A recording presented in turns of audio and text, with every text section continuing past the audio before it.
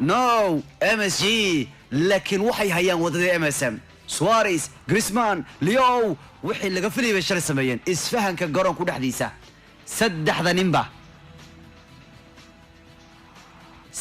ninba waa tii shalay raaxaysteen Griezmann ayaana goolka hore ciyaartu bilaabay gool fantastic buu dhaliyo oo ku furtay shabaqa kadibna Greece ayaa kubad fiican u baasay Leo waliba isagoo sii jeeda Leo Greece qaado kubadda leeri oh wow ileen Griezmann wuxuu hadda ka horima taqaana waan ogahay inay iga careysay Messi Suarez laakiin markaan kubad ka caawiyo iga ii qosli doona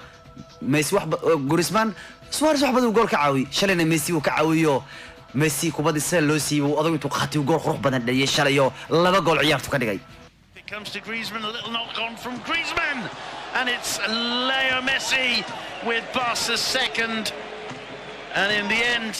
odaga goolka ciinka oo kala ku helma kugu dhaafaya geesku ka dhigayay shalay xataa maruu gool hayo dhanba wari gaaray dhulka dhigi gaaray nasiib buu ku lahaa inuu kubadda badbaadiyo gool hayo kadibna Barca goolka saddexaad bay keensatay oo sidoo ku yimaaday ma arki jirtay MSN waxay sameyn jireen Messi baasaya Neymar baa qaadanaya Suarez buu siinaya goolka baa dhalanaya nooc MSN baa shalay dhashay oo MSG waxa ay noqon kareen sida MSN ogoona mar hadii Barca kugu hesho saddex nin oo weerar isfahmay way ku waalayaan adduunkan way taa qabsan jireen ay maamuli jireen bal fiir shalay maxaa dhacay Griezmann baa dhaxda ka baasay Leo ayaa qaatay Suarez buu siiyay goolkii baana dhashay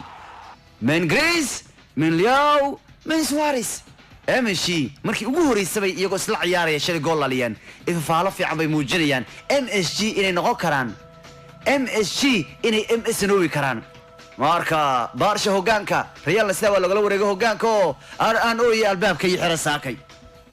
Messi can go all the way or square it and it's the third for Barca Luis Suarez that's a reflection perhaps of the relationship the friendship Spain waa kayo Barca hogaanka La Liga bay sida ku qabteen oo hadda Clasico lama ciyaari doono isbuuca soo aadan oo waa kulan kala ciyaar xgelin doona maadaama rabshado ballaaran ay ka jiraan xilliga loogu talagalay Clasico la ciyaaro 16 October waa la baajiyay gabi ahaanba oo rabshado ka tagan Spain adduunka meel lagu nasta ma laha adduunka meel kasta qab iyo qac iyo qusha ka socota marka adduunkan ilaahayo noogu gargaar weeyaan ilaahu aakhiradeena noo hagaaji weeyaan marka waxa weeyaan Spain waxa ka tagan colaad weyn waxa weeyaan siyaasaddu waa naclaabo ma ogtahay adigu waa waxaan markaan ku leeyahay iska dhaafa siyaasaddu wax balaayo weeyaane yaa iska dhaafa markaa idin leeyahay waa ka ma ogtahay waa maanta dagaalkeeda iyo buuqeeda badan sidaas daraadeed waa Catalonia Spain waxay leeyihiin gobol Catalonia waxay leeyihiin kuwa Barca ka dhisan tahay gobolka Barca joogto Catalonia baa la yiraahday waxay leeyihiin ugu marno in Spain ka go'naan rabna gooni goos baan dooninay leeyihiin dagaal baa ka socda markaa meeshii lagu ciyaari lahaaba kulanka sigabiyahan waa la baajiyay muddadiisa dib ayaa loo dhigayaa ilaa rabshaduhu ay ka dhamaanayaan sidaas daraadeedna Clasic sida ayuu ku baaqday